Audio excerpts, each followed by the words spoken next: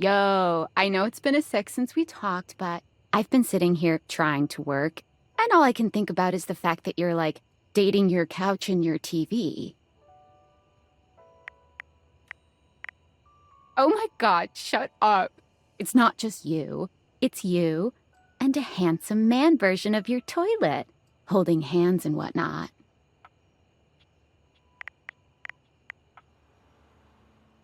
Why do you sound unsure? Oh, you're just realizing that now, huh? It is hard out there. At least you don't have to leave your house to struggle. The rest of us have to get dressed and shit, do our hair, put on a little makeup. Okay, but honestly, like, can you just tell me what it's like? Walking around your house and having, what, hundreds of potential suitors just around? Like, you gotta feel, like, super eligible, right?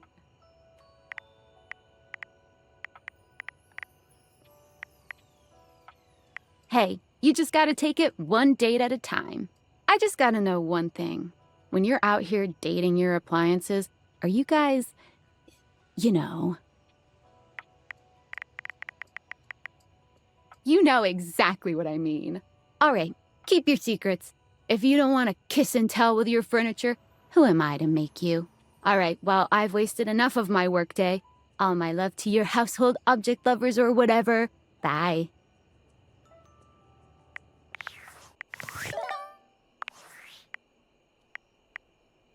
Valdivianites!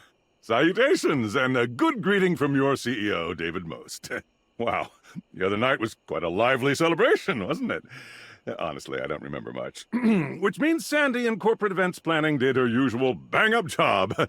Inspirational work, Sandy. Way to earn that 3% cost of living bonus. Keep it up and undoubtedly you'll be CEO one day. Unfortunately, sometime during the festivities, my sunglasses seem to have been misplaced. By who, exactly, is impossible to know for sure. We've combed every inch of the hotel, and they did not end up in the lost and found, so it seems likely that someone mistakenly took them home. Honestly, they're worthless. They were given to me by someone special, and they do have some amount of sentimental value. So if you have any information related to their whereabouts, please email me ASAP.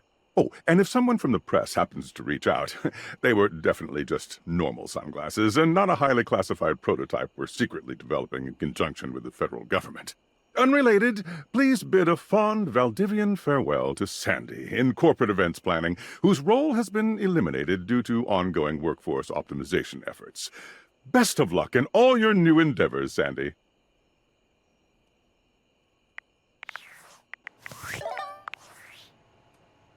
Unfortunate about Sandy and corporate events planning. She was responsible for all the best casual Friday themes. Now that she's gone, there's finally nothing left of the 7 pioneers.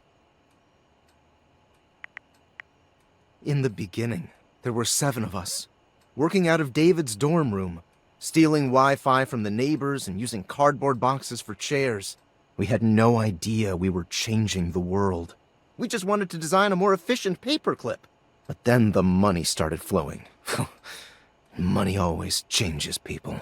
Didn't take long for the 7 pioneers to be whittled down to 1. Bingo. And all this? The wretched soul-sucking corporate monster that Valdivian became? The pioneers never wanted that. One by one, they left, but I stayed. Deep down, I really believed David, the old David, was still in there somewhere. But when he wanted to use the Dateviators for military applications, I knew more drastic action was necessary. Quickly. I'm sorry, but there's no time. I'm using the display phone at a wireless store, and they closed 30 minutes ago. The sales associate is giving me the stink eye. I'll follow up when I can.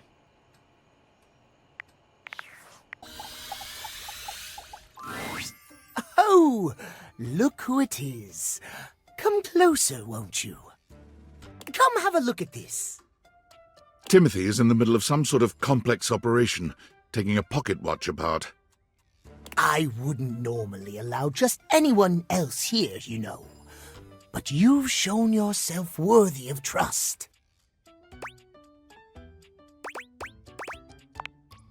The honor is all mine, my dear. Come and sit here by me, if you would.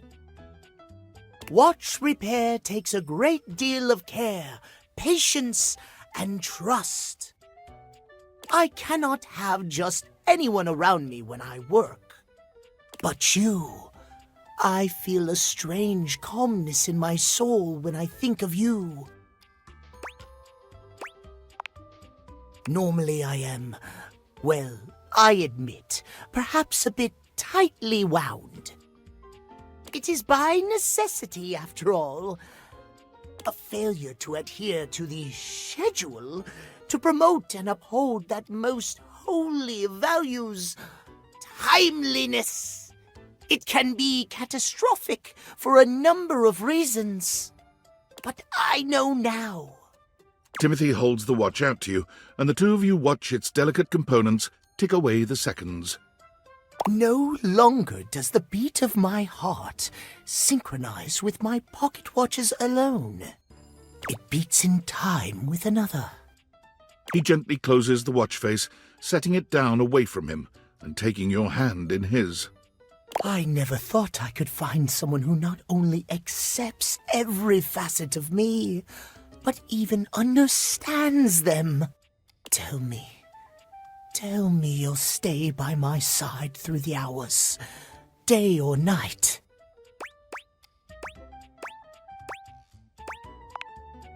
Really? He laughs, happier than you've ever seen him. You've never seen him look at anything but his prized watch collection like this.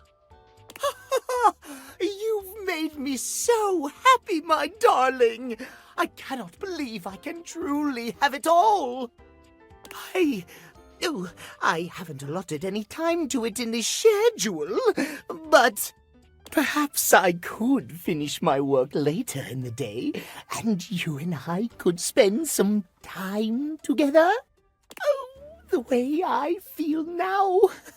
I'm not certain I could concentrate on my work.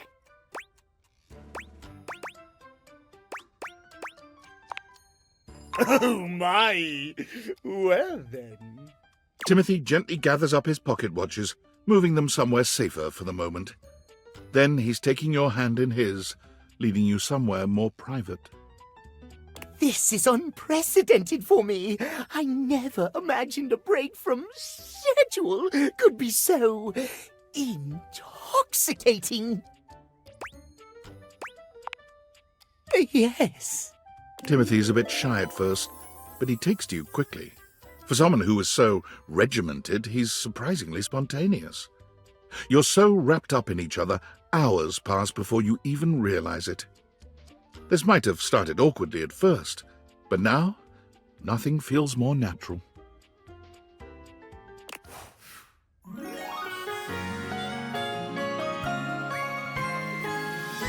I always have time for you, my love.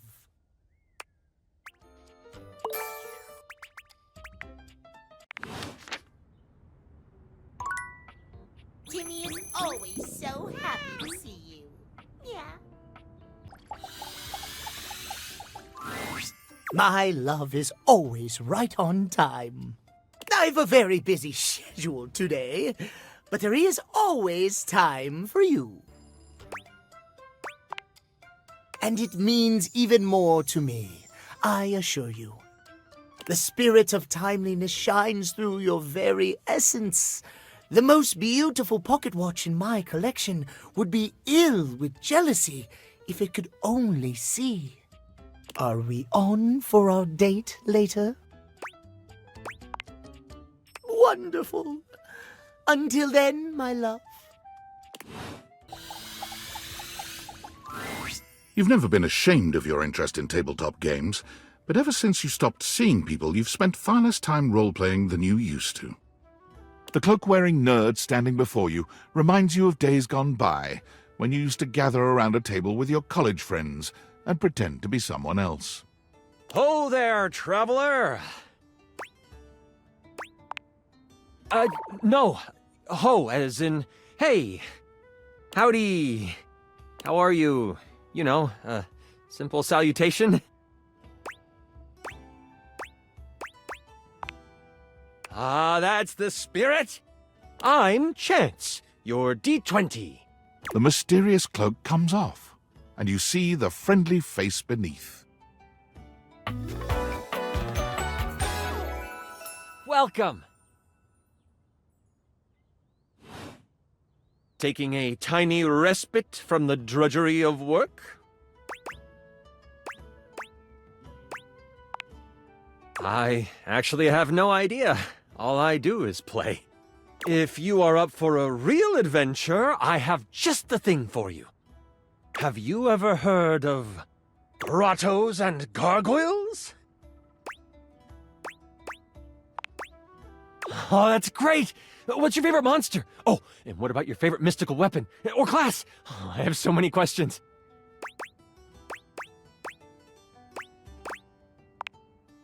Wow, someone else who feels the same as me. Oh, it's so hard to pick a favorite. Everything about G&G is so cool. You wouldn't want to, maybe, kinda play with me, would you? It would only be the single greatest thing you could do for me. Chance's eyes light up, his hands balling into fists as he does his best to contain his excitement. Really? Holy crit! Someone to play with me! You have no idea how hard it is to find someone to play with.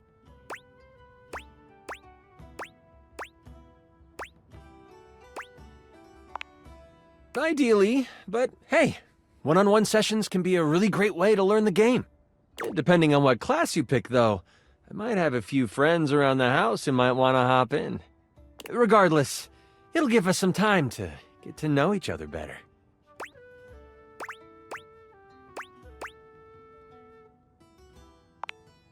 It's time to get you your character. All we have to do is choose your stats, your powers, and your weapons. Then your armor, your lineage, and your gargoyle gauge. Although I might leave that out for this first character. It's an optional setting. See, you can have a portion of gargoyle blood running through your veins, which lets you...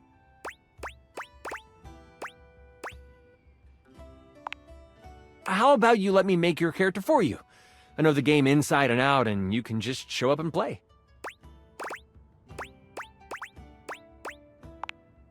Oh, I'm so excited. You have no idea how much fun we're going to have. I'll even build the session based on what class you pick.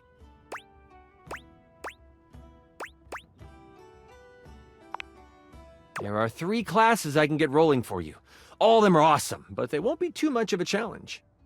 I'd suggest the Troubadour, the Guardian, or the Enchanter. Which one would you like? I'm so excited! The Enchanter it is! Magic will flow and find home in your heart. I heard that Lux wanted to get into G&G more and was thinking of playing a hotshot. If you two know each other, I'll invite them. Now that I know who you want to be, it'll take me some time to finish building out the session for you. Give me a day? I should be ready by then. Anything before that, and it's a bit dicey if I'll be ready or not. Haha, me neither. Oh, it's been so long since I've played. I'll see you then. My master of the mystics! You have appeared before me as you had promised.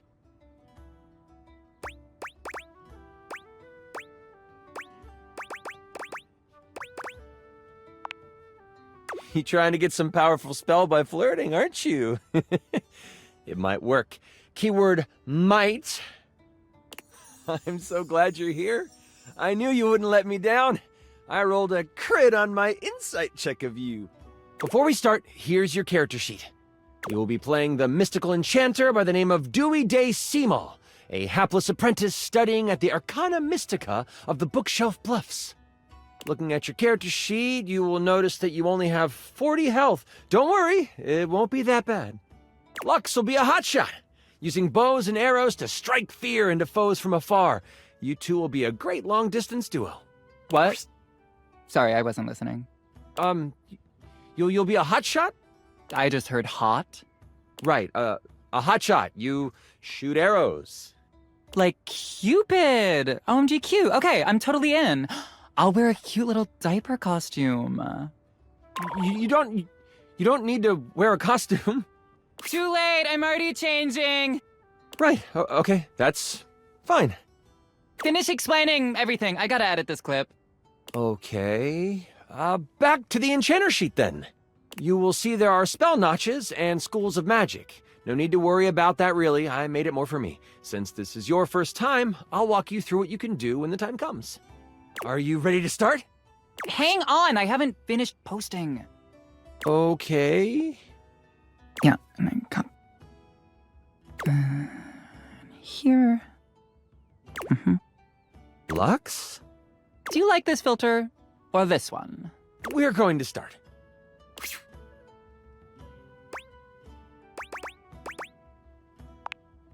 I love it.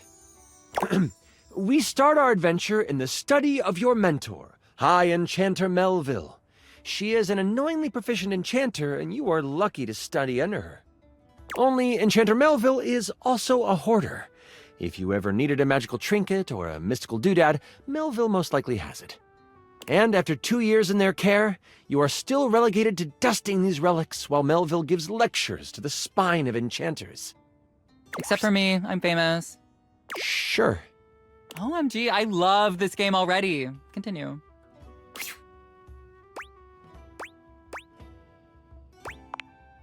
The Spine is a group of enchanters that govern the magical world. Melville is one of the foremost researchers and often presents new discoveries to the Spine. You've been doing some magical research on the side, but you have needed some equipment that Melville has to actually get it done. With Melville in conclave for at least another 3 hours with the Spine, you choose now as the time. You go over to your sack of possessing, an item Melville knows you shouldn't have but allows, and you pull out your latest experiment. You found a lamp. Only it doesn't seem to do much. At least, not yet.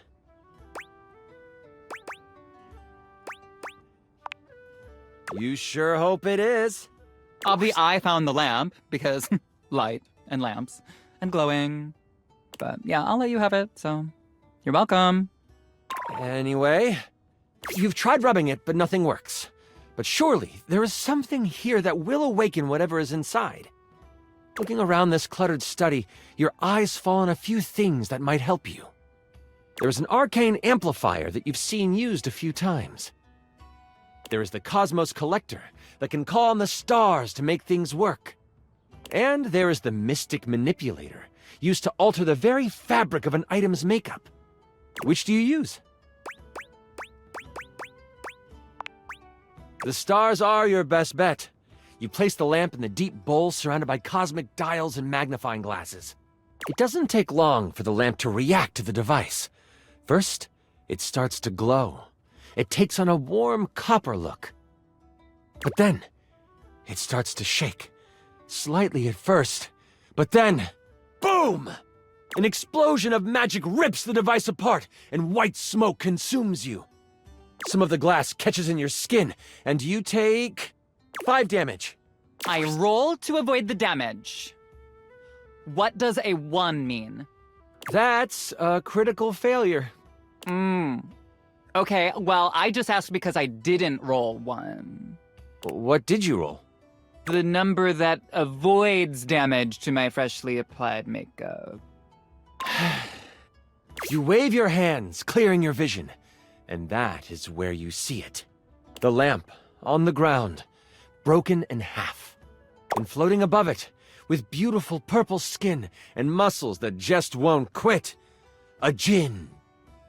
You've done it! You released the djinn inside of the lamp! So, you the one who went off and set me free and all that?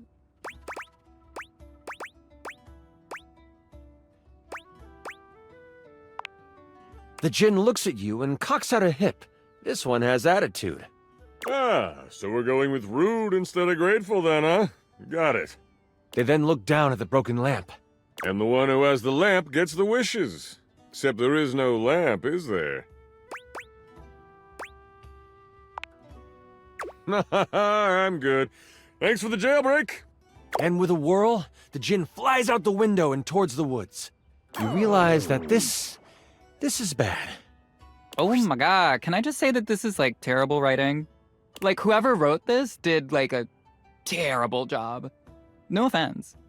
You do know I wrote this one shot, right? Wait, really? Oh, wow. Okay, yeah, and I was totally joking. Because it's so creative and original. Do you mind? Wow, relax. I am just trying to give you a compliment. Moving on.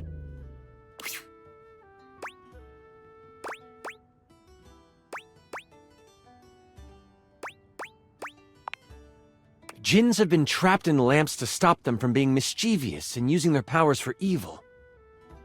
You have unleashed a great force into the bookshelf bluffs.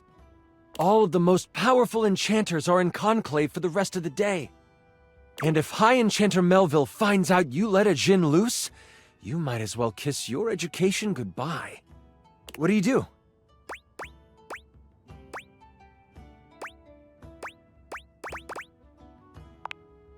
You rush to your dorm to prepare to catch a djinn. I run too, but like so fast, and with so much prancing. I'm basically like frolicking in the woods, but sexually. In your dorm, your sack of possessing over your shoulder, you start to think about what you might need. But you don't have a ton of time. Your battle wand, of course. You also grab your Tome of Terrible Creatures. Flipping through it, you make sure you find the chapter on djinns.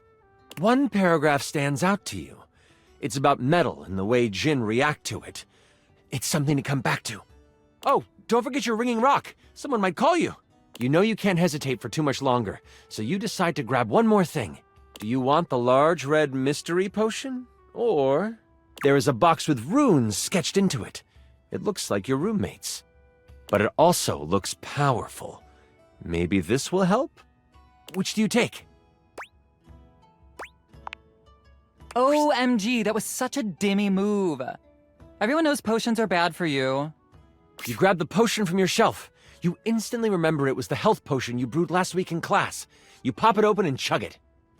You feel yourself recover from the explosion earlier, and then some. You get... wow, 35 health! With strength coursing through you, you head out the door and toward the woods. Don't worry about me or whatever, I'm on a cleanse anyway. You get to the edge of the woods and it isn't hard to figure out where the djinn went. A path of trees has been bowled over.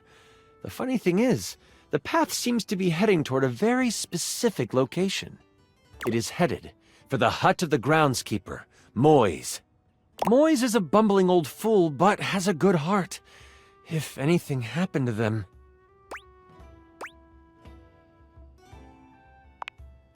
You race through the woods toward Moise's cabin. Right on the edge of where Moise's cabin would be, you see Moise. They are tied to a tree, but they aren't resisting. A tiny gnome, Moise has always been kind to you. They snuck you herbs you needed for your experiments and may have helped you destroy evidence of a failed enchantment before. I set up a drop shipping store for the gnome, leveraging my brand. And because of my incredible popularity, I offer him a 98.2% distribution split. Anyways... I call it Zodiac Herbs for Astrological Abundance. And we make a ton of money.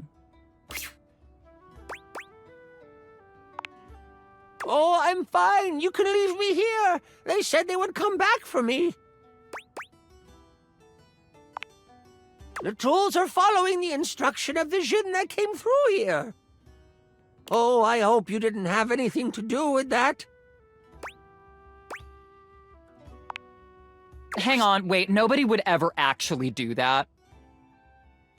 That is, like, totally unbelievable. Oh, well, that isn't good. Don't worry, I won't tell anyone. The djinn might destroy us before we even get the chance. All I know is that the tools need my shed so they can build a throne for the djinn. They might be able to lead you to the djinn. What do you want to do? You decide to stealth your way out of this one. As the tools begin to head off down a path, wood and various building materials in hand, you follow them from a distance. Every now and then, you have to stop because the trowel looks like it's looking for you. But you keep going, following them for a few minutes. Eventually, they stop. All right, time for our break. We've been working for an hour, so we're taking 10. The tools all put down what they are carrying and they begin to talk. You listen closely. So, Rick, you doing all right? This work has out of your general wheelhouse. Oh, thanks for asking, Spade. I'm hanging in there. Tyrell can really push a person, though. Oh, I know. Try being their cousin. Crazy thing is, I should have stayed in the glade with the gin. Did you see all those leaves? They were everywhere. And I'm the perfect tool for the job. But no, lift this board, Rick. Put it there, Rick. The spade puts its tiny hand on the rake's arm. When we get to the glade, you want me to say something? Nah, thanks, though. The gin seems like a fair guy. I'll talk to him, see what he can do. The trowel walks over to the rake and the spade. We're gonna head back to the shed after our break. Gotta pull some nails for Hammer. You've heard all you need to, and you head toward the glade. That's it? We find out where to go by listening? Don't be surprised if you lose subs over this writing. What subs? What are you even talking about? As you make your way toward the glade, your magical senses start to tingle. You see a few pebbles floating in midair. They float up and down, glowing a soft blue. From your education, you know this to be a ley line. It is one of many that converge around the school. You think this is why the Jinn went this way, to amass more power along the ley line. But there might be more to it than that. Still, time is of the essence. You could steam forward toward the Jinn, or stop and do some quick research from your book.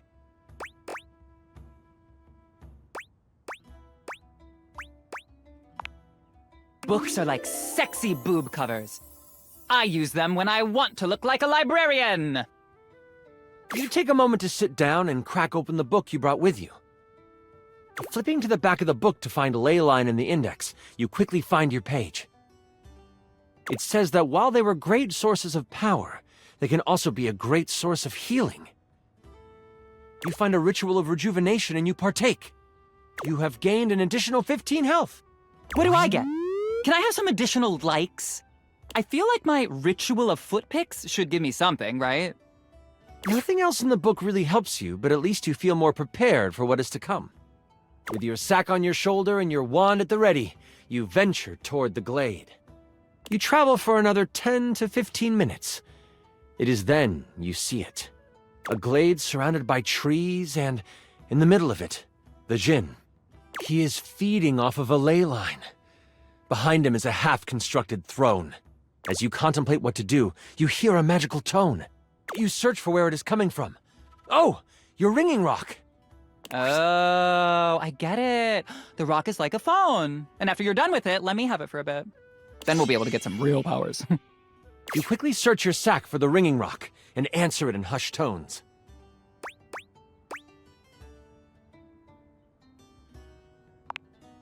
Oh, there you are. Where are you right now? That voice is one you would never forget. High Enchanter Melville is on the other end. I've come looking for you. I need you to help me in the lecture hall. We made a bit of a mess. You weren't in the study, so I figured you are done with your chores? Why does it sound like you are outside? Is that a ley line I hear?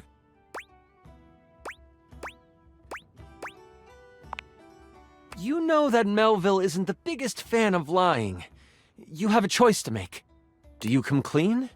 Or do you hide the truth from your mentor? We all know what the answer is here.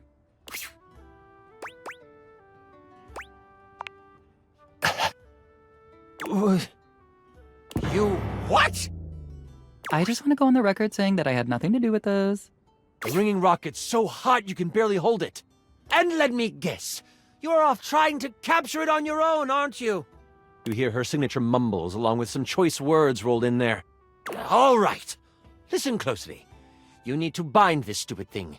If you do exactly as I say, you should be fine. Mess it up, and you will be blown to bits. Got it? You listen closely, taking every action to memory, and even repeating it back to Melville. First, circle the area with soil from where you stand. Then, Begin an ice spell, only touch it to the ground. Lastly, recite the haiku of holding. You should know it from class. I'm on my way to you, but you must do this first. Hold tight. I'll be there soon. And don't expect to get off easy. The ringing rock disconnects. She hung up on you. None of that matters now. You have to complete exactly what she says. You start to follow the steps set out by Melville. The first thing you do is... I saw this trending. It's a circle of salt or something?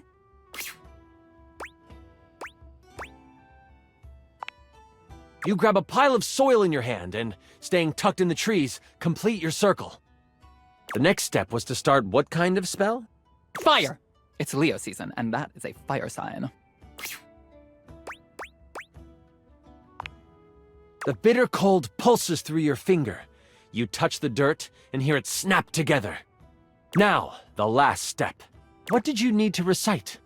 This is a weird, hard magic system. I don't like it. Do you, chat? There is no chat! It comes to you quickly. It's short and sweet. You hear the spell complete, and you see a dome of magical energy surround the djinn. You hear rustling of leaves behind you. Melville quickly comes by your side. The ringing rock has tracking now? Ooh, that's good for location tags. That's not the point. Can I continue now? Yes. She gives you a smirk and a nod. I see you tamed the thing. The djinn puffs up. Psh, no one can tame me. Melville gets a very serious look on her face. We'll see about that. Stepping toward the djinn, Melville holds something in her hand. It's a lamp. Not just any lamp. One covered in runes and etchings. You'll have a choice, dear djinn. Enter the lamp and be trapped for all eternity, or join me. Melville speaks to you without taking an eye off the djinn. With the djinn by my side, I would be the most powerful enchanter there ever was. I shall have his power, one way or another. The lamp starts to glow, and the djinn begins to be sucked into the lamp. Make your choice, djinn, she cackles. Make it now! The djinn, with a panicked look on his face, shouts, I'll aid you. My power is yours. Whoosh! A flash of light overtakes you. You can't see, but you can hear energy most intense flying around. Before you floats Melville, but she is huge. The djinn has fused with her, and she lets out an evil laugh. Before I go on, I should tell you, this is the part where I would, monologue as Melville. Is it cool if I do that? Yeah, totally. I'm gonna monologue too. Oh, for heaven's sakes, Lux! Do it in another room, at least. Fine.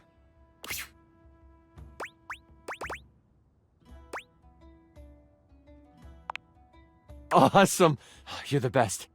Melville lowers down onto the ley line, seeming to sniff the air that radiates with power. I know you can sense it. The power this place holds. These grounds hold a wealth of energy.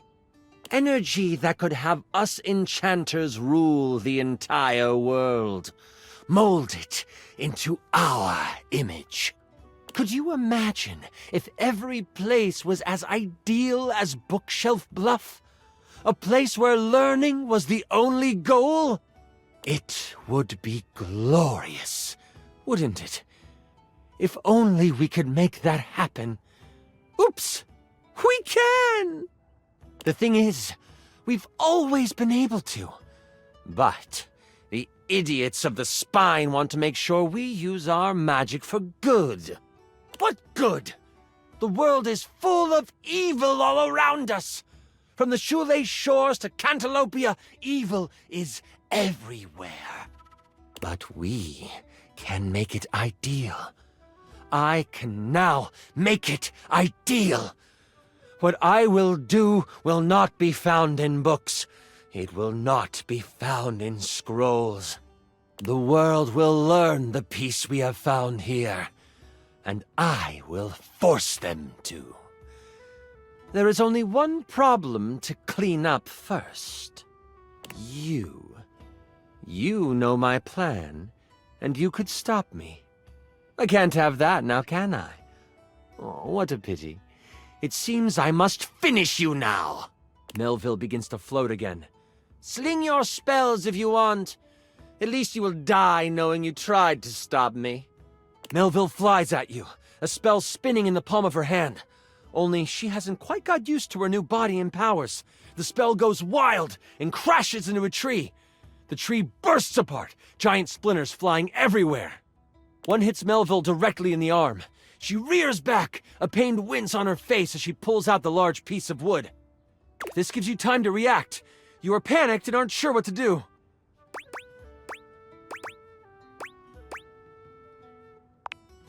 You sprint for the lamp Melville left on the ground. Upon touching it, you see it is covered in runes. A quick scan shows you they are runes of capturing. Put that down, Dewey. You don't know what you're doing with that. Melville is scared of this thing. What do? You are instantly glad you paid attention in runes class. The words come flowing from your mouth like water, and with each word, Melville gets pulled closer and closer to the lamp. Stop! You don't have to do this! I won't kill you right now! It is obvious she has never known humility. As she gets pulled in toward the lamp, you hear a voice next to you. Well, ain't that something? You look away from Melville for a moment, and you see Moise and the tools appear beside you.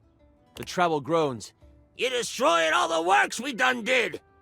This distraction, though momentary, makes you slip on the pronunciation of the rune Slimfumplach. That's a hard one anyway. Melville uses this opening to fling a spell at you. It makes contact, hitting you for 15 health. I hide behind a tree and film the encounter, commenting as I do. As you are hit, the lamp flies out of your hand, and Melville goes to catch it. Only, it burns through her hand. The memory of the tome comes back to you. Good thing you have metal tools right next to you. I don't know about that, Trowel protests. Moise picks him up and hands him to you.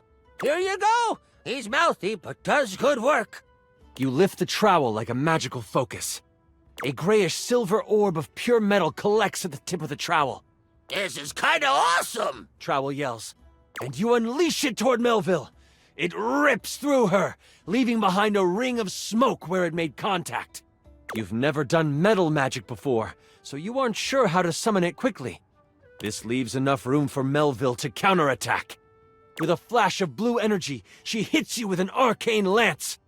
She is still reeling from your hit, so it only hits for 5 damage. You stagger back, pushing through the pain. You lift your eyes toward Melville, and you see the other tools rushing her. Lux, are you going to help? Someone has to live to upload the tale. I'll be back here. They get a few swipes in before Melville starts to grab them by the handle and snap them in half. In that moment, as if by magic, Moise appears. Oh, this doesn't look very good. Moise lifts a hand, and vines fly out of the ground to wrap around Melville. It looks like it's holding, until... Kaplow! The vines are thrown off and burst into flames as they hit the ground. Now I have to kill you too! Die, Moise! Melville charges up an energy attack. You have a moment to react before it flies. You have enough spell notches to do your ultimate attack, or maybe a higher level metal spell? Or there might be something else you want to do.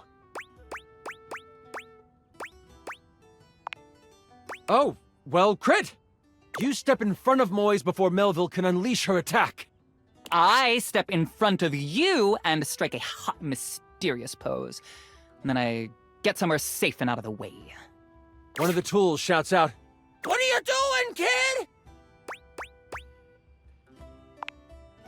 You release your hold on the trowel, letting him tumble to the ground.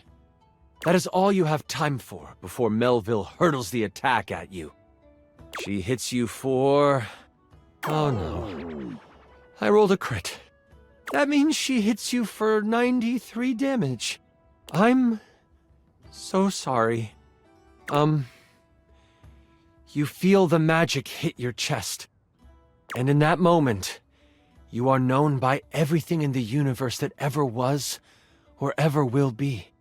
The bright light from the attack doesn't burn out. Instead, you open your eyes to find yourself swirling in magical ether. Melville unbound your soul from the earthly plane, but in doing so, released you from pain. Everything is beautiful, and you are in tune with all things. But, wait, that's not all. I bet he's making this up on the fly. You are zooming through time and space and existence, and you slam into something, and then it is black. You open new eyes, and a voice in your head tells you that your sacrifice has earned you another chance. You see the sky. You feel grass under you.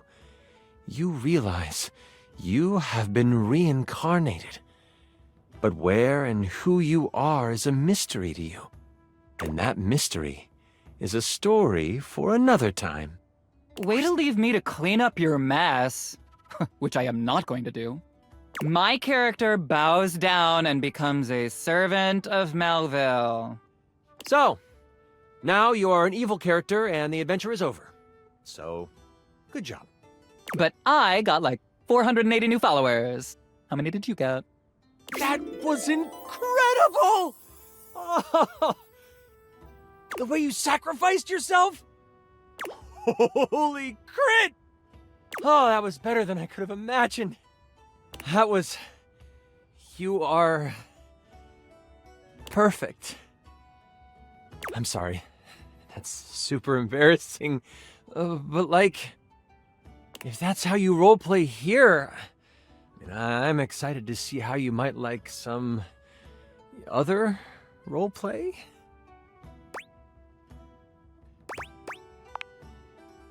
That was such a good session.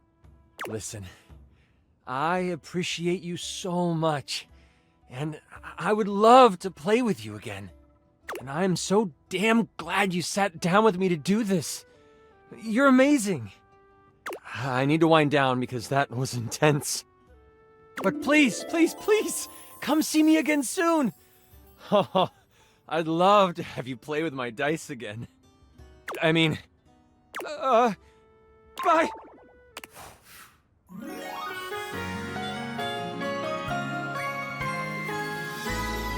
Holy crit! You maxed out our relationship status!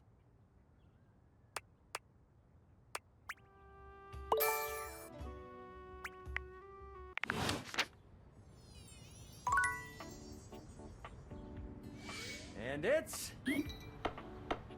Nat 20! Holy crit, you look fantastic today. I've been thinking about you. Maybe we can get into some fun later? I'd love to play a game with you. But don't worry, I'd never play with your heart. And that's a crit to make me smile. You're back.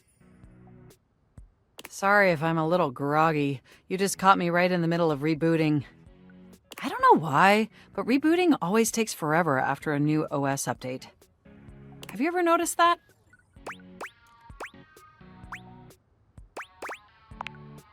And it's not just the rebooting that's arduous. The whole upgrade process always takes so much out of you. It's exhausting. Remember the last time you upgraded my operating system? From Atlantic City to Newark?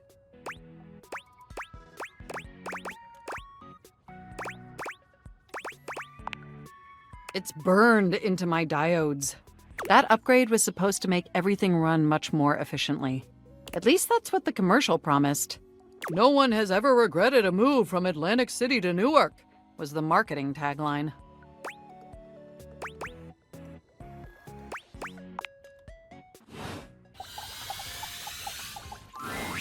You're back! Honestly, I wasn't entirely sure you'd come. I mean, I know we saw each other several times earlier today when you were checking your work email, and then again when you zoned out on that viral video site for 3 hours, but I didn't really get to see you, you know? I just mean, I really appreciate that you returned to interface with me like this. Well, I know actually showing up probably wasn't easy. And I know there was some tension regarding how we disengaged from our previous interfacing session.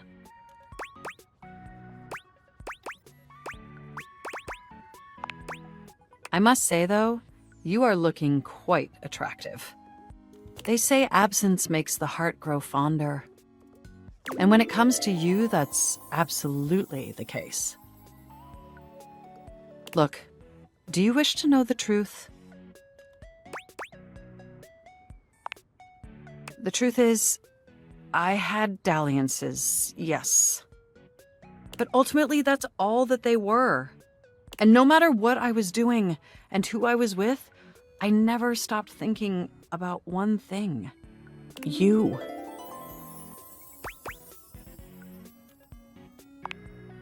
My CPU never stopped ruminating on the intricate way you organize your file structure, or the sensual way you clean your keyboard with that old Q-tip.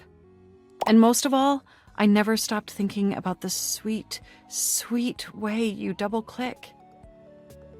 I missed you.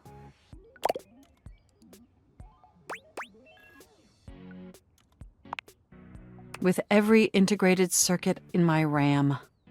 But my question for you is, did you miss me too? I am so incredibly delighted to hear that. This brings me to my second and far more important question. In the same way you upgraded my operating system, do you want to upgrade the status of this relationship? Don't answer yet. Think hard on it for a moment, and when you're ready, type your response into this programming terminal.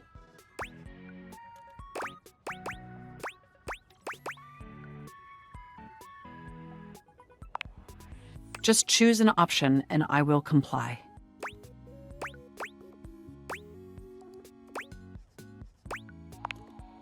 You want to be together? Oh, you're gonna make my CPU overload with excitement. It's true, we've been staring at each other for years, but it took this experience together to finally take our relationship to the next level. And I'm so happy to embark on that journey with you.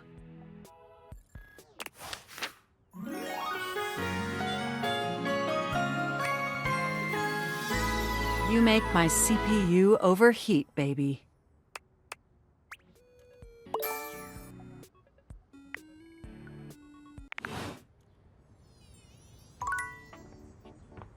I do believe your love makes me jump for joy. Ah, the source code of my happiness, the algorithm of my heart. Seeing you makes my CPU buzz with excitement. You know, I could really use some sweet, sweet double-clicking if you catch my clever sensual inference.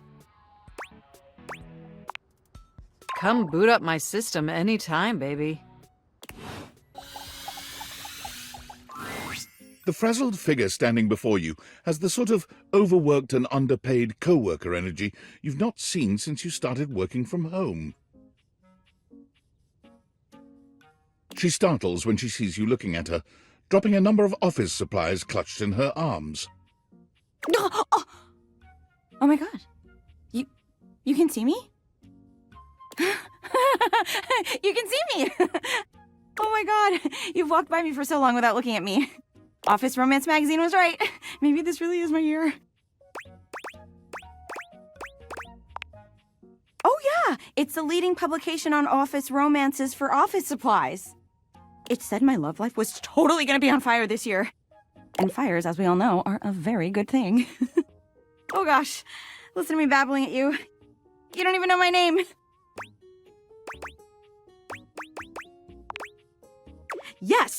Yes. I'm Penelope, and I'm your office supplies.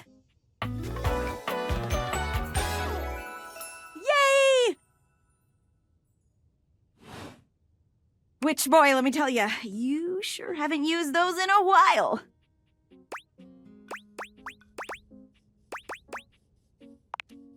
Thank you. It's great that you're here, though, because now you can bear witness to the resurrection of Penelope office supplies! So what if no one's using me like they used to? I'm not dead yet.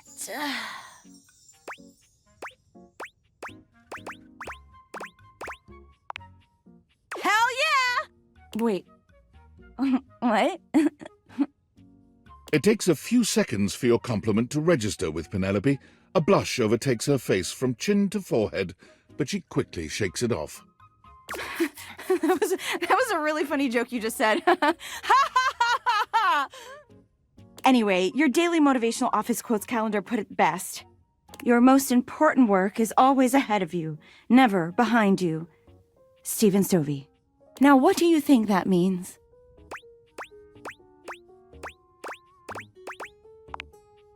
Exactly! Anyway, to that end, I've got a hot date with a cross trainer. You got any advice for me?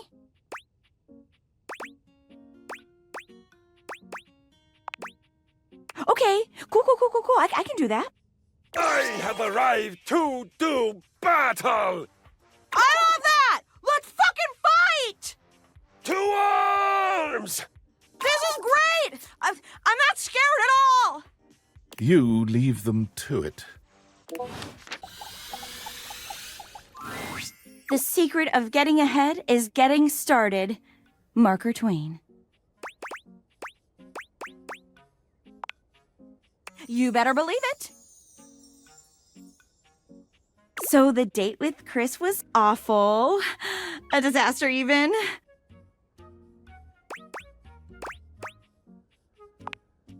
He spent the night chasing me around with what looked like an axe, but was probably just a spare ski or something. And at the end of it, he asked if he could see me again, but instead of kissing me, he leaned in and whispered that I had the calves of a malnourished mountain goat, and that he found my scrawniness appealing because of the potential I had. If I would just commit to fitness. So anyway, I'm thinking maybe masculinity is like, not my thing. And that's okay. I've got a date lined up with a real pretty shelf that's just as hot and strong as Chris. And I'm like 90% sure she won't try to kill me.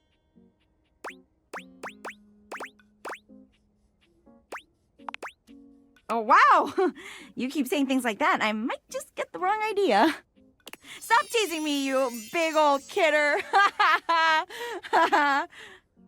You got any tips for this date? Anything to keep in mind for going out with someone who could totally crush me with a pinky, but is also feminine and fine?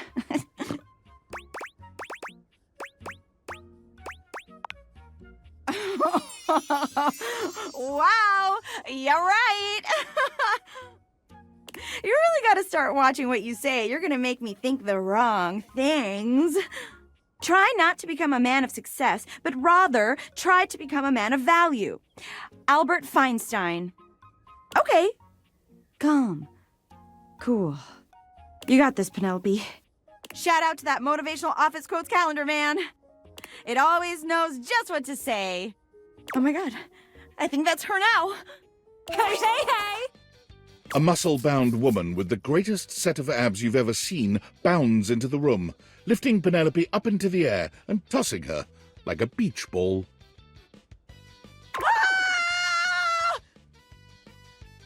I hope you're ready to get, totally swept off your feet. This is a real love connection, and not two lonely things desperately clinging to each other in a last shot at love. Oh, wow! That's just what I was about to say! We really are on the same page, but also, please put me down. Oh my god, am I messing up already? I am so sorry. God, stupid Shelley! Shelley drops Penelope like a ton of bricks. Penelope slowly, painfully climbs to her feet, while Shelley berates herself. You always do this, Shelley! You get too excited, and you just go in.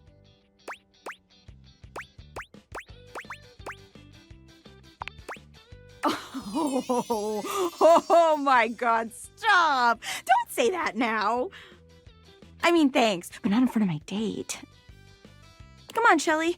Why don't we just get moving, huh? Shelley turns towards Penelope, wiping away a few tears. Yeah.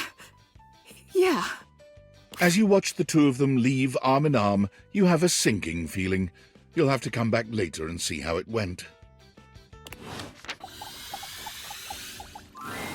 We are what we repeatedly do.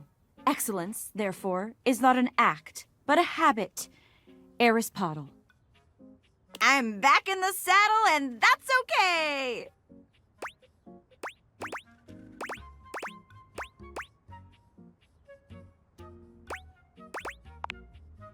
He did.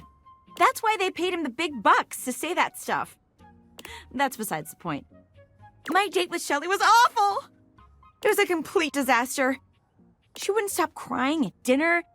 She kept talking about how I was her last chance at happiness, and that if we didn't hold on to each other, we'd both be old and alone. She definitely cried the whole time. I gave her all the motivational quotes I had, but nothing worked. Like, if I was crying and somebody said to me, "It's not about money or connection, it's the willingness to outwork and outlearn everyone," sparked Cuban, I definitely would have cheered up. But I guess we can't all be me. So, Shelley, not the one. But hey, I managed to get another date lined up on my way back here.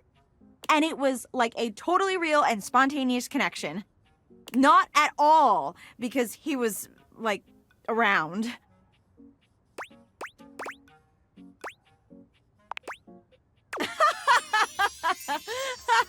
Stop it, you.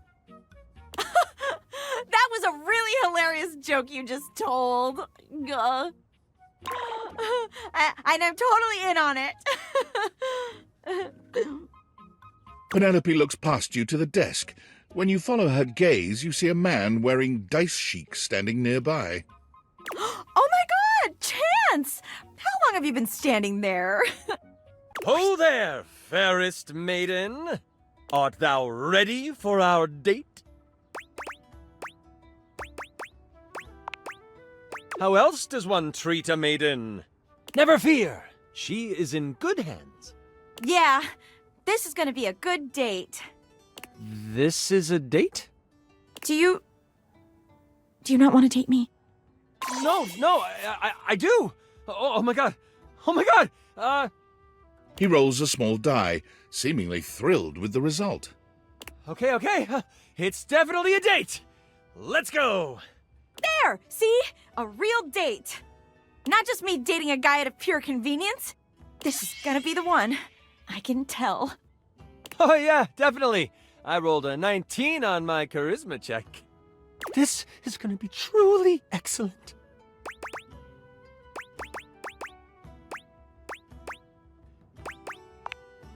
Help!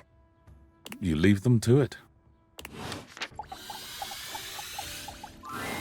Perfection is not attainable, but if we choose perfection, we can catch excellence. Vince Bombardi. Let me tell ya, Chance? Not perfect. Not even close. But through chasing perfection, I have attained excellence with tonight's date.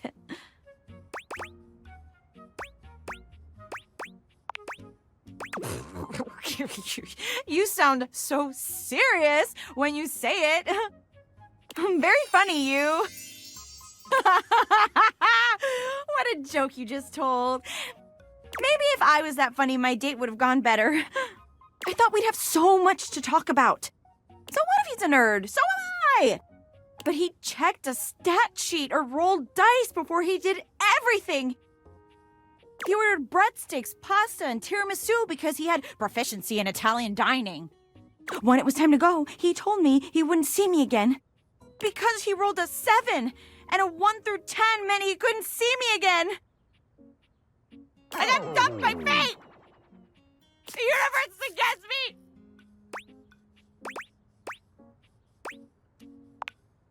I mean, Does anybody deserve you? Maybe a movie star or a sexy billionaire. Not a regular bunch of office supplies like me, though.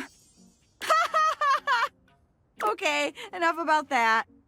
Let me tell you about the absolute babe I got a date with. She's so out of my league, honestly. I think she was gonna say no. But Office Romance magazine says you can't hit a home run if you don't risk striking out. And I hit a romantic home run for sure this time. As if on cue, Skylar saunters into the office. Penelope lets out a girlish squeal. There she is! The glasses of my dreams! Oh, hey, you.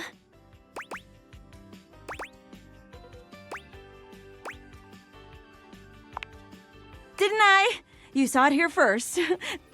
The beginning of our love story. Skylar tucks a strand of hair behind her ear, unable to meet either of your gazes. I'm really proud of you for getting out there, Penelope. And you asked me out, and I did say yes. And I've been trying to get ready for our date, but I'm sorry. I've never liked girls with glasses.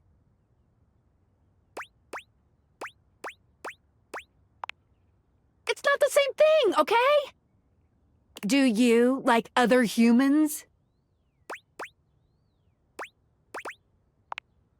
Ugh, this is impossible. You'll never understand. Sorry, not sorry. Skylar flees from the two of you, leaving Penelope devastated in her wake.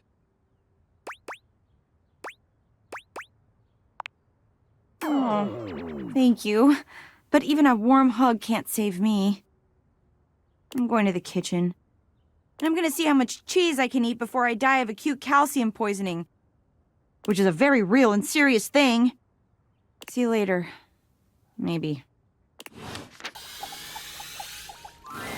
The employer generally gets the employees he deserves. J. Paul Jetty.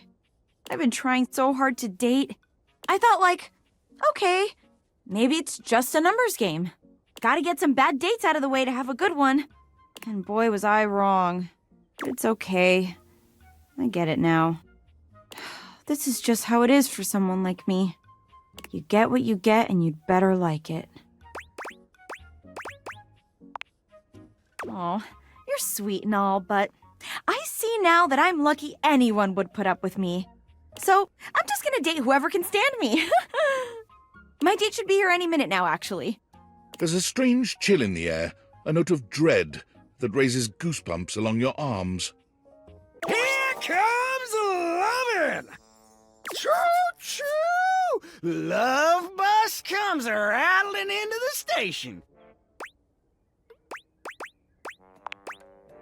It's not funny to say things like that, you know. Wait. No. No! Penelope breaks away from Sinclair, who continues walking as if she was still holding his arm. I can't believe I didn't think of it before. Everyone wants to be appreciated, so if you appreciate someone, don't keep it a secret. Mary Kay Sash. I've been keeping my appreciation a secret because I was so scared of rejection. That's why I've been dating all these weirdos. But even those guys rejected me. So heck, why not? What's one more little rejection? I mean, it'll just shatter my heart into a million pieces, but whatever. I appreciate you. Like romantically.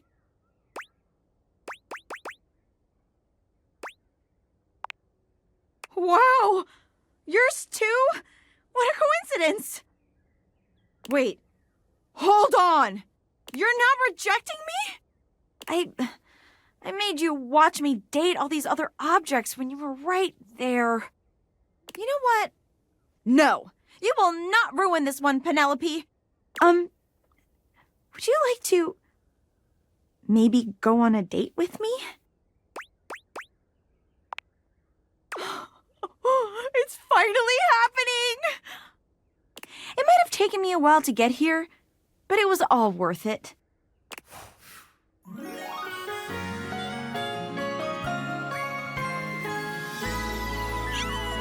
I found love!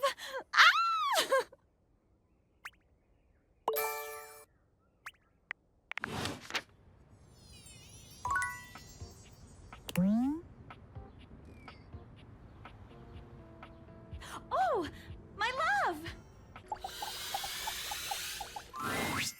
Hey there, lover. Oh god, it sounds so weird outside of my head. Just pretend I never said it!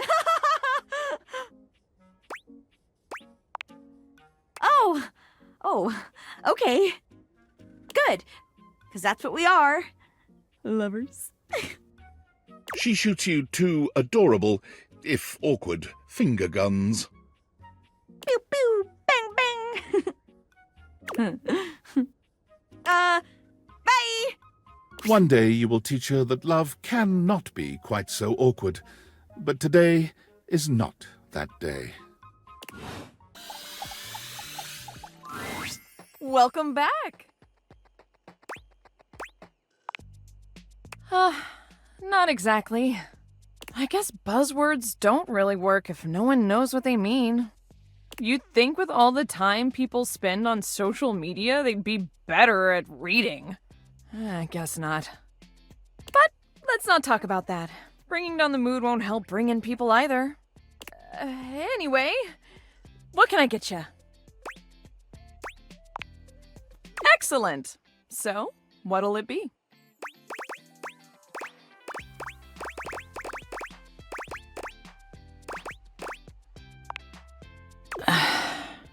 You know that drink takes 7 minutes for me to shake? I'm charging extra. Anyway, coming right up. 7 minutes later, Whew. Beverly hands you your drink. No problem. It's not like I have anyone else to tend to right now. It is painfully obvious that I am no wordsmith. So maybe my ads need to be more visual. We need something that makes the others feel like they have to come inside. What could it be?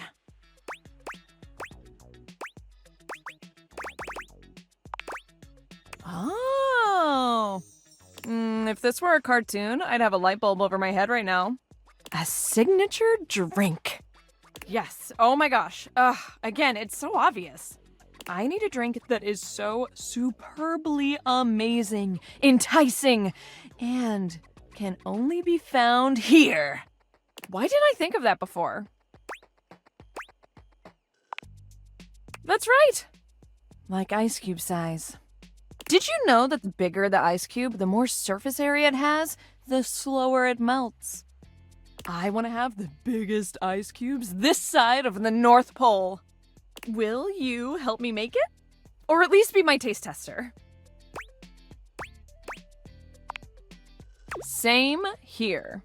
All right, in mixology, a good cocktail needs 4 attributes: strong, sweet, sour, and bitters.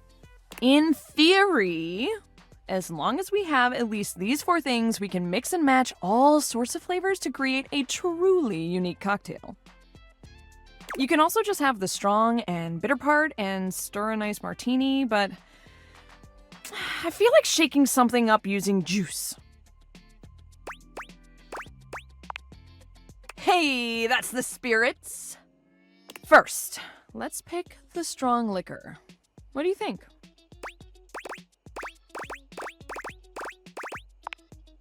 Clear as day. Good choice. I'm gonna put a little bit extra just in case. Now, we need a liqueur for the sweet portion. Which should we use?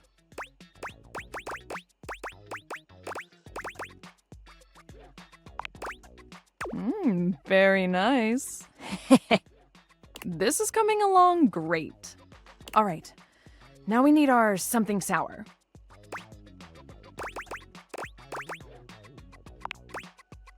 Now that'll add a real nice kick and dark ruby color.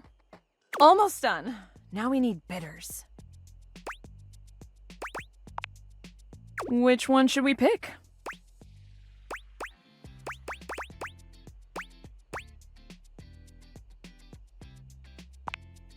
Ah, yes. Who could forget that one? So popular that when most people think of bitters, they only know that little white bottle with the oversized label. Yes. Now, what about a little finishing touch to it?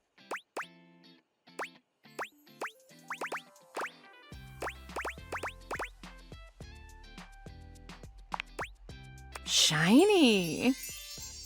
Our creation is born. What should we call it?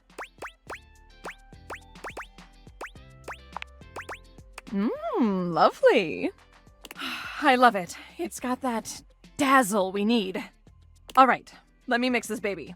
Beverly sets to work shaking up your beverage, pouring it into a glass, and pushing it across the counter towards you. Okay, moment of truth. Drink it down and tell me what you think. Be honest. Well?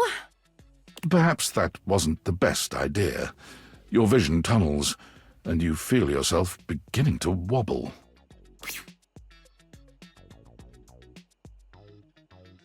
Whoa, hold. Are you okay? Whoa.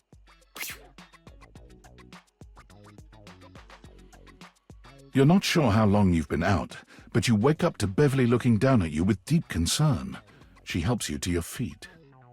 Hey, buddy. How do you feel? Ooh, I guess I put a bit too much liquor. Way too much. I'm sorry. I was just so nervous about you not liking it. Because, I mean, if this doesn't work, I might as well call it quits for real this time.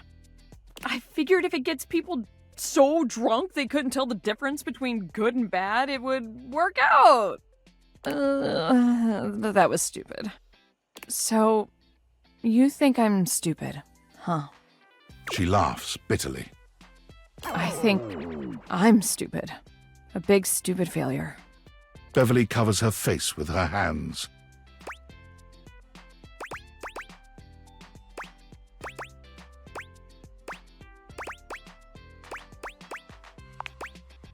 I truly am, though. I am all the bad things and more.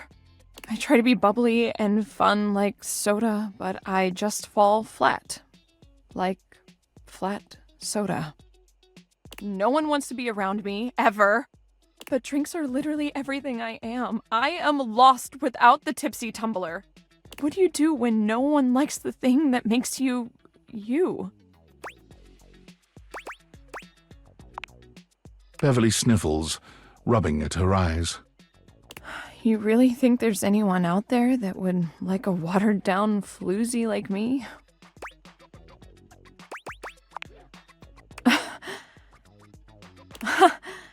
Oh, why am I turning red? I'm not the one who drank that monstrosity. Okay, I'm gonna spend some more time tinkering with this specialty cocktail thing. It's not gonna mix itself, after all. In the meantime, do you think you could do some word-of-mouth advertising for me? I'm sorry to ask, but you're kind of the only mouth that can help me. Please. This really, really might be my last shot. Hey! Any luck spreading the word about the tipsy tumbler? No one has come in yet, but that's normal, so... She sighs. I haven't had any luck with the specialty cocktail either. Other than my flyers, I'm out of ideas. But maybe someone with some social media know-how can help us? Maybe Phoenicia? Ugh, but she's always so busy. She'll never help me out. So, let's get back to work, I guess. Oh boy. You want a drink? What do you want? Excellent! So, what'll it be? Ooh, so minty and fresh. It's kind of like brushing your teeth at the bar. That sounded more appealing in my head. Coming right up.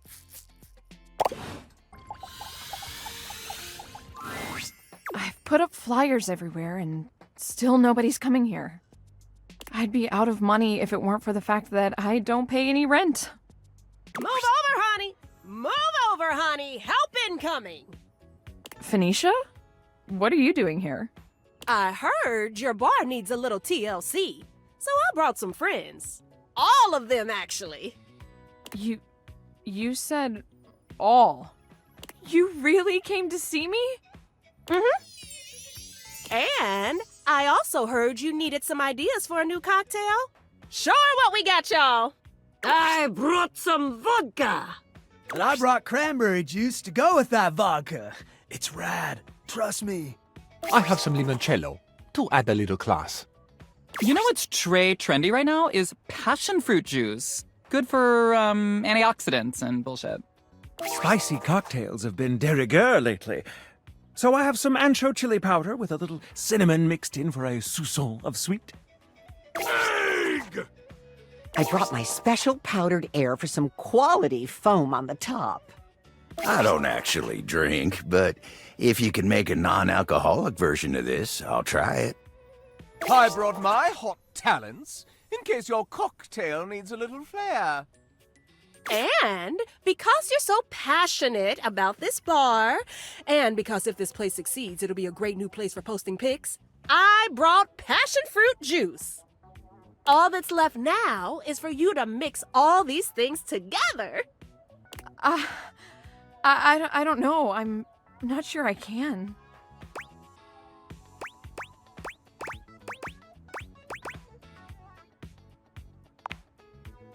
Oh, okay. You're right. I got this. I got this. Beverly gathers together each disparate ingredient, slicing, squeezing, shaking, and mixing them into a drink that at least looks decent. How it tastes remains to be seen. One final touch. Scandelabra, would you please toast a little heart shape on the top? But of course. Scandelabra lights a thin flame at the end of his fingertip, drawing a little heart into the drink. Okay. I think it's done. Everyone, drink up. The gathered company all lift their glasses in a silent toast to Beverly. Then one by one, they drink. Beverly looks from face to face, desperately trying to glean a reaction. So, what do you all think? It's totally tubelicious. That's a mix of tubular and delicious. I came up with that just now. Impressive, I know. Whew! That's got a kick to it. I like it, though. Delicious. What a complex flavor. I can feel the antioxidants working their magic. The free radicals in my body do not stand a chance. Goodbye. You know, the top quality air in the foam truly ties it all together. You're welcome. Pish posh. It's my precise handiwork that's the cherry on top. Heck, even without alcohol, that packs a wallop. Egg! And you?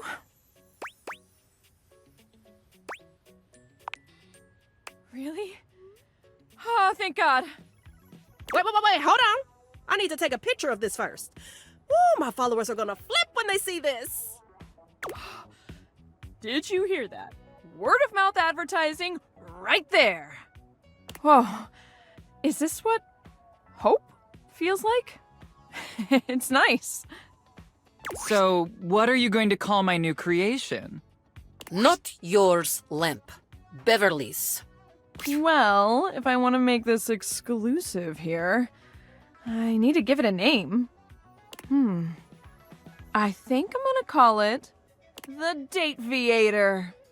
In your honor and those funky glasses of yours that made all of this possible.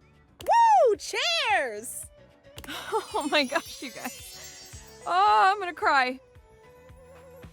I actually have a crowd of customers who want my drinks. And as a thank you to everyone here who helped me when I needed it the most, drinks will not be on the house because I really, really need the money.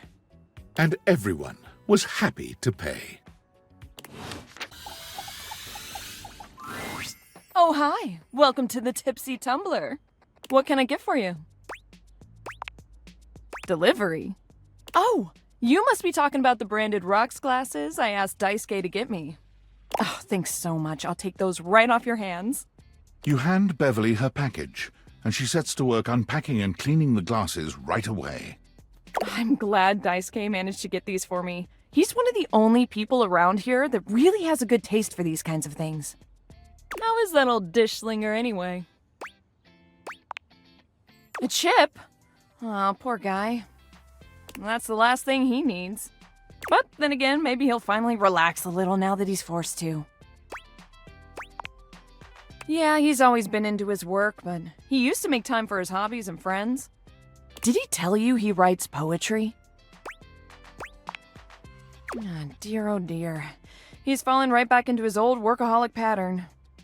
Someone needs to remind him of who he used to be, who he still is. He's a real passionate guy, you know, but passion can lead to pain. It's easier for him. Write him a poem. It'll really tickle his teapot. Hey, no prob. Come back to the Tumblr anytime. Hey, welcome back. Good news. I've had even more visitors since you came along. Apparently, one of the reasons I didn't get more in the first place is because everyone was confused on whether I was open or not. I guess having so many openings and closings will do that. But once word started getting around about our special cocktail, I started getting more business. And I have you to thank. So let me pour you a thank you drink. What can I get you? Excellent! Always happy to serve customers that don't want to get drunk. They usually don't yell and hit on me as much. They also sometimes don't tip as much, though. Anyway, which mocktail would you like? Refreshing and bubbly. Like me. Coming right up. Beverly hands you your drink, smiling fondly at you. Of course. Thank you for keeping your word about coming back. How about we celebrate with more drinks? Yes! Now the next question is, how hard are we celebrating tonight? Are we getting boozy?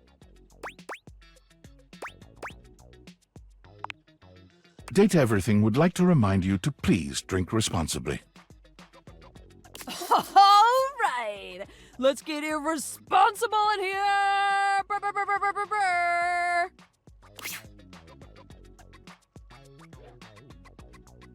Beverly sways on her feet, her eyelids drooping. She throws her arm around you. Is she steadying herself?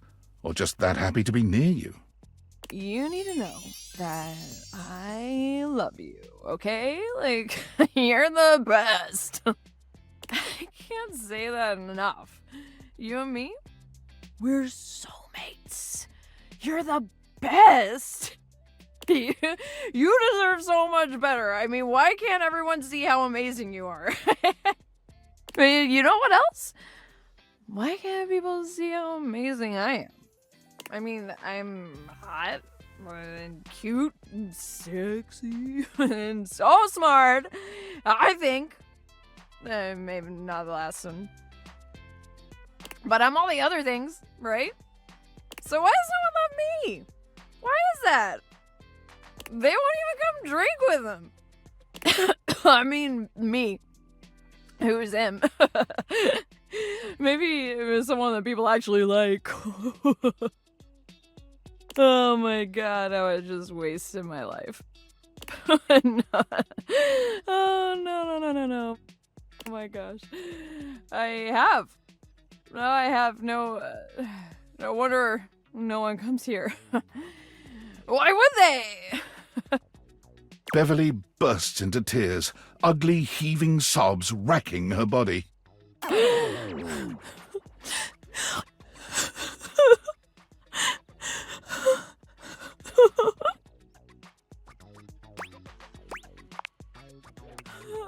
You're always there for me. Thank you so much. Why are you so good?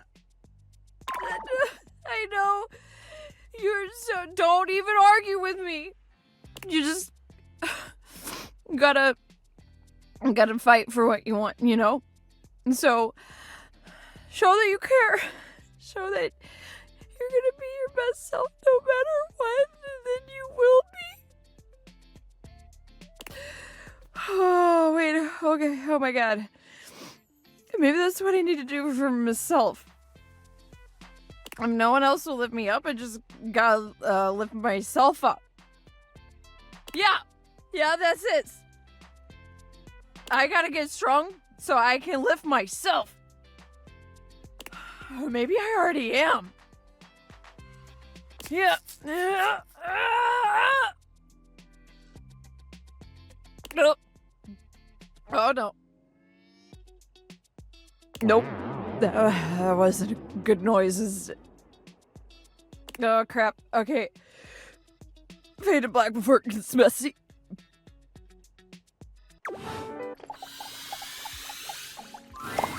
You ready to get wrapped up in Tyrell? Because I'm always ready for some of you.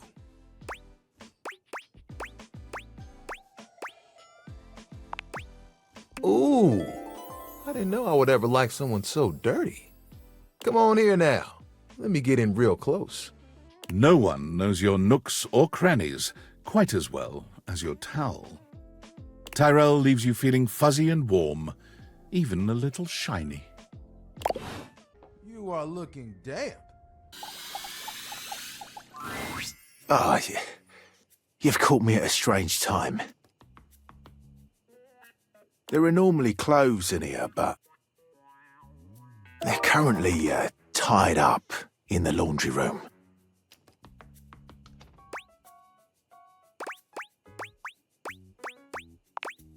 I can tell. It's a mite lonely in here still, but at least I get to slide around.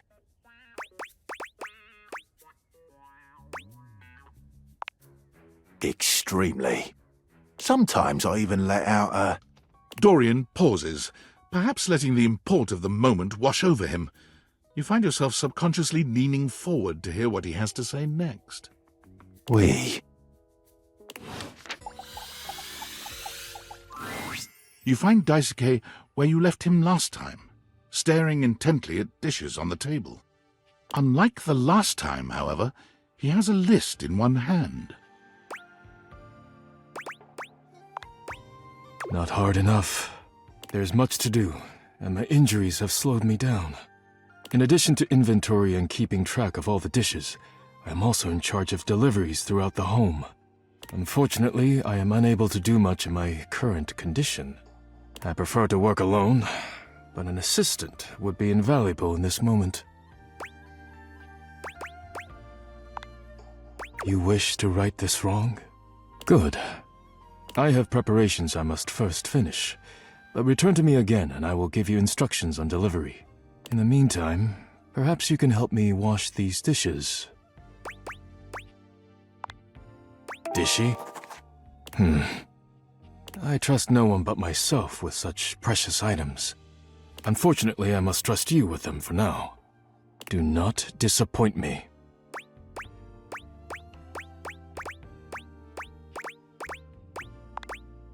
I have no idea what you're talking about. You pick up the dishes and begin to wash. As you work, you feel Daisuke's eyes boring holes into you. It makes you feel... Your hands are shaking. Take care lest you drop one. Daisuke places a hand on yours, perhaps to steady you, but it has the opposite effect. There's strength and grace in equal measure in his touch, and it makes you wonder how he might touch you under different circumstances. Are you listening? You manage to finish washing the dishes without further incident. Well done. This may not be the disaster I assumed. When next we meet, you will assist me with deliveries. Be prepared.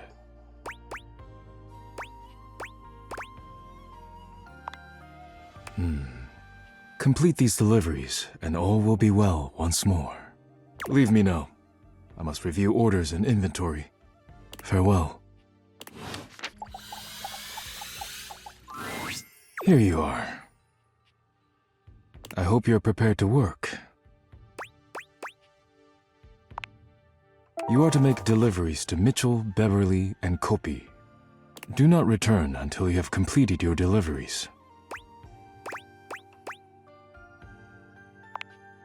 Of course, if you have any questions about the deliveries before you go, now is the time. You will be delivering coffee mugs to Kopi. Coffee mugs are ceramic cups used to drink coffee. I am struggling to think of any further pertinent information.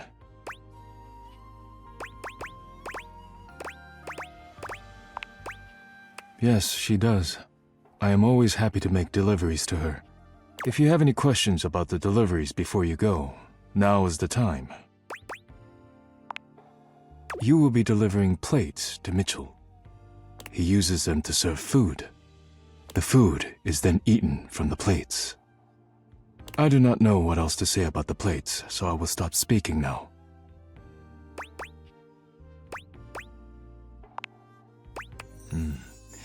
He does indeed. Mitchell understands that plating is equally as important as the quality of food when it comes to cooking. This is what separates professionals and amateurs. If you have any questions about the deliveries before you go, now is the time. Beverly will be receiving cups of all shapes and sizes for her drinks, both alcoholic and otherwise. The cups will be used to serve drinks. Beverly has broken more than a few glasses after imbibing her own drinks, so you must give her a stern warning to be careful with these. I can think of nothing further to tell you. While I wish everyone had my respect for the dishes, Beverly does provide a very useful service to the house. And she is appreciative, even if I wish she were a bit less clumsy while drinking. If you have any questions about the deliveries before you go, now is the time. I have nothing more to tell you. You may leave now.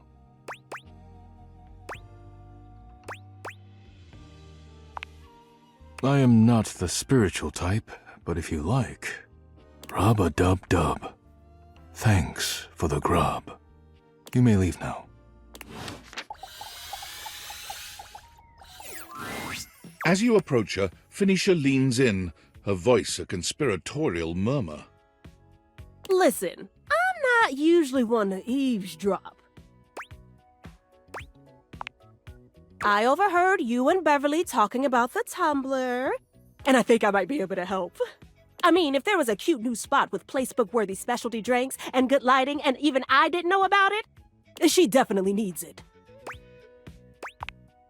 We gotta drag her advertising into the 21st century for starters. All it takes is a few well-framed shots of the decor, a lineup of the best stuff on the menu, and a little voiceover from a beloved internet personality.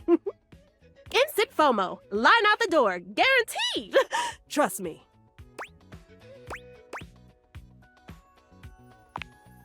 Ooh, that's perfect. What is it?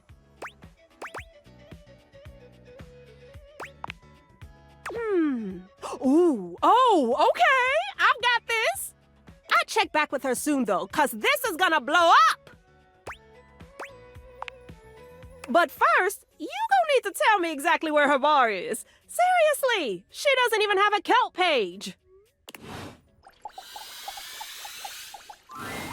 A charming barista grinds coffee in your kitchen, working so busily she doesn't even seem to notice you. You stand there for a good few minutes before she spies you, startled out of her intense focus. Oh, hi there. Welcome to Roofbox, the home of all your coffee needs.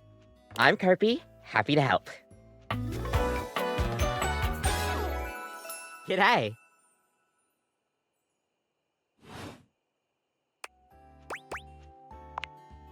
I, sure am. Here to make your day just a little bit brighter with a touch of Kopi. Gosh, that never gets any less awkward to say. What can I get for you today? Sure thing. One latte coming right up. Kopi gets to work, grinding and pouring and mixing with an impressive speed. And voila! One latte just for you. Hope you like it. Is there anything you'd like to know about the latte? Well, that's the Italian word for milk. If you're in Italy, you have to order it as a cafe latte. Otherwise, they'll literally just give you a glass of milk. Right? I don't think my nerves could handle being handed a glass of milk like that. She shudders violently. We'll see you next time.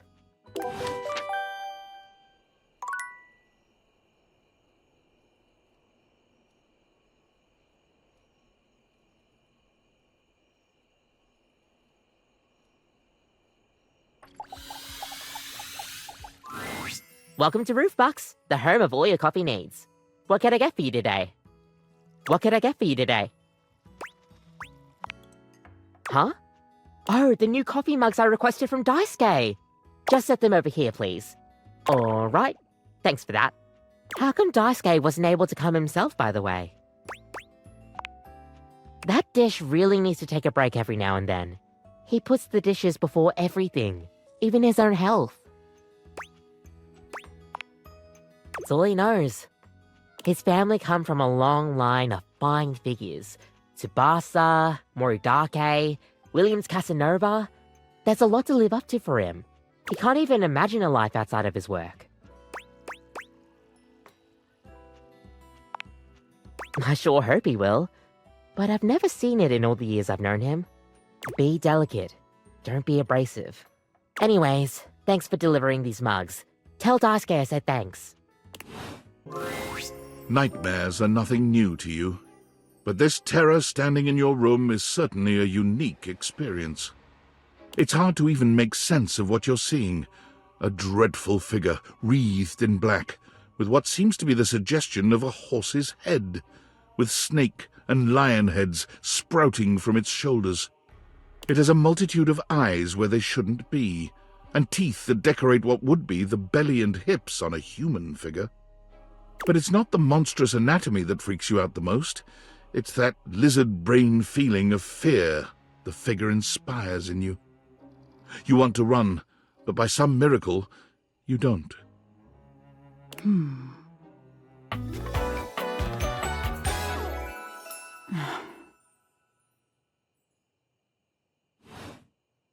Hang on! My content aware is going off. Nightmare is, well, just that. If you don't want anything too spooky, I'd recommend skipping this one. You cool with that? Or you want to skip it? Carry on, then. There's something crawling up your leg. Don't you feel it? You know it's there. A fly, maybe. Or something else. Something a little more malevolent. A little more vicious. Crawling up your leg. Aren't you going to do something about it? Ah, that's right. You can't move. Now there's another on your arm, and another on your shoulder. Dozens of little prickles across your skin. The prickles turn into punctures. The picture of poison pervading the parts of you you keep under the covers. There's an itch by your mouth as one pries open your lips, scurrying down from your cheek. So many little legs. Spiders. Or maybe ticks. Another crawls across the curve of your ear, and you hear it. The scuttling. The buzzing. The sound of your flesh being devoured in a million nanoscopic parts. Whatever they are. They're eating you alive.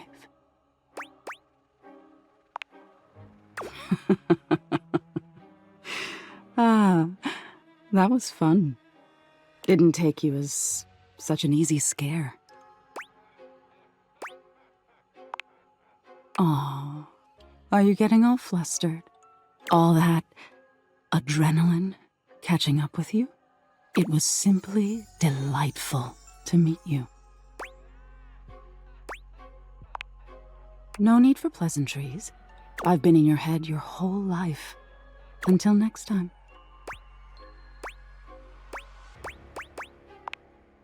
You'll see me sooner or later, but if you want it to happen sooner, they say coffee at midnight is a good way to invite the darkness in. Sleep with one eye open. She fades into nothingness with one last creepy laugh. The first word that comes to mind as you evaluate the strange figure standing before you is delicious. You don't even intend to be salacious, it's just he looks edible. His long blonde hair calls to mind ramen noodles, but his entire outfit is a culinary journey around the globe. He looks downright mouth-watering, but you're not sure the feeling is mutual. His expression suggests he's less than impressed with you. Good evening. Do have a seat. I'll be with you in just a minute. Glass of wine? Surely you can do better than that. This fine white has a light body and is rather dry. It's quite acidic. I can virtually taste its origins in the eastern Loire Valley, dare I guess just outside Chavagnol? And as its taste matures on my tongue, I detect notes of honeydew, grapefruit, and peach. And a certain minerality. Flint. Grey salt.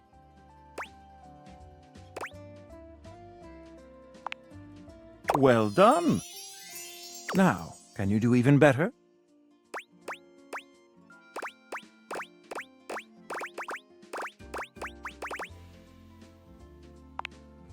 Indeed, an excellent idea. Well, now you're just showing off, and I'm very much here for it. But where are my manners? Allow me to introduce myself. I'm Mitchell Linn, food critic extraordinaire, paragon of the perfect, advocate of the adventurous, and bane of the banal. Salutations.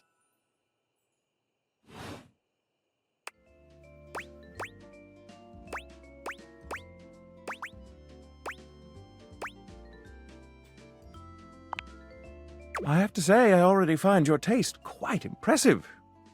Listen, I'm afraid you've caught me in a bit of a hurry. 3 new spots have just opened up around the house. I'm eager to give them a try and see if they measure up to my exacting standards. Say, how would you like to accompany me? Brilliant! So, where should we go? There's a new Hawaiian fusion place in the living room. Daisuke's sushi spot in the dining room is supposed to be pretty swanky. Freddy Yeti has an ice cream joint in the kitchen that's worth checking out. Mitchell leads you to the dining room. He seems excited, or about as excited as a critic like Mitchell can be about a new place. I've heard only good things about Daisuke's place so far. Let's hope it lives up to expectation. You walk into a rather austere space, every element seemingly selected for its clean and unpretentious elegance. The counters are of raw pine, finished to a glossy luster. The walls are shoji-style screens, and the doors slide open with a soft hiss that seems engineered to bring you entirely into your sophisticated surroundings. A water feature drips delightfully in the background. You feel instantaneously relaxed and intrigued. Ah, here comes the owner now. Irashaimase. Daisuke greets you both with a warm smile. Welcome to Omakase Daisuke. I am pleased to see you both. Always nice to see you, Daisuke. It's obvious you've put a lot of work into this endeavor. Thank you, Mitchell. I have only done what anyone would in my place. The dishware deserves no less than maximum effort. I hope the decor and ambiance please you. My mind isn't quite made up yet. You do? Seems rather dull to me.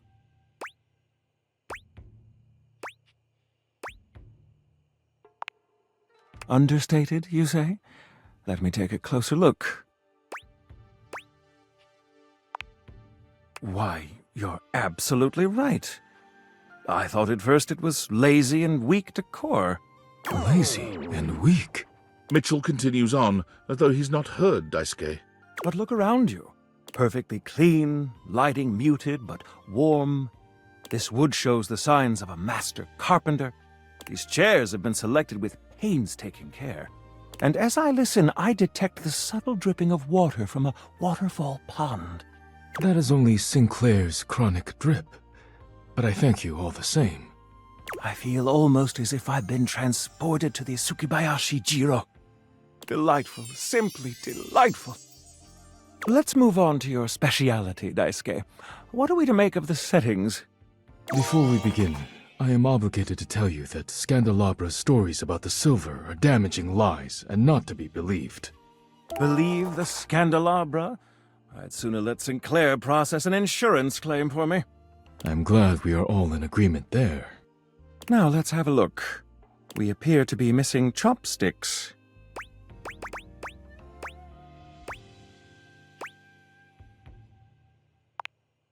Yes, but if you wish, I can bring you some. No need.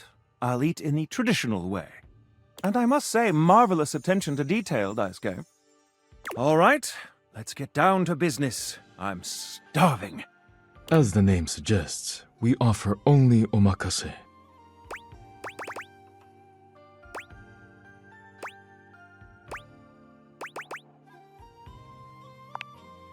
I can't wait to see what's in store for us.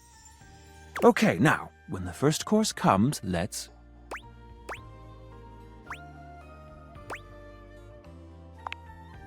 Yes, you really know your sushi etiquette.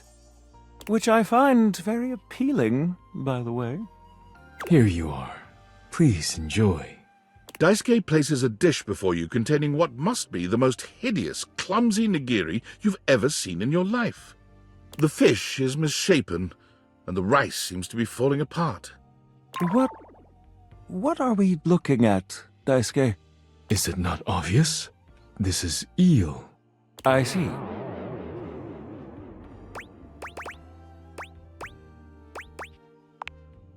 Glad to know your take. I'll present my own opinions in the review. Now that we've eaten, I think it's time to go. Oh.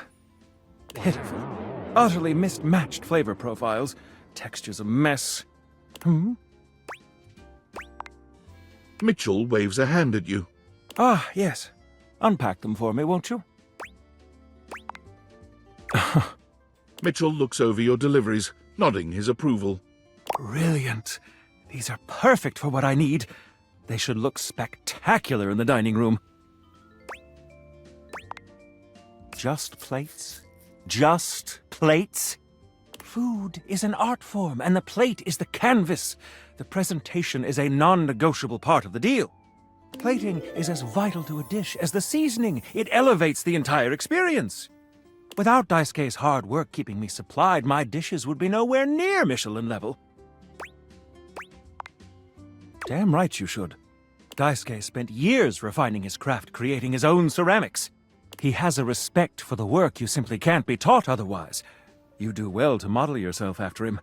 Now, if you'll excuse me, I have reviews to complete. You delivered to me last. Well, carry on then.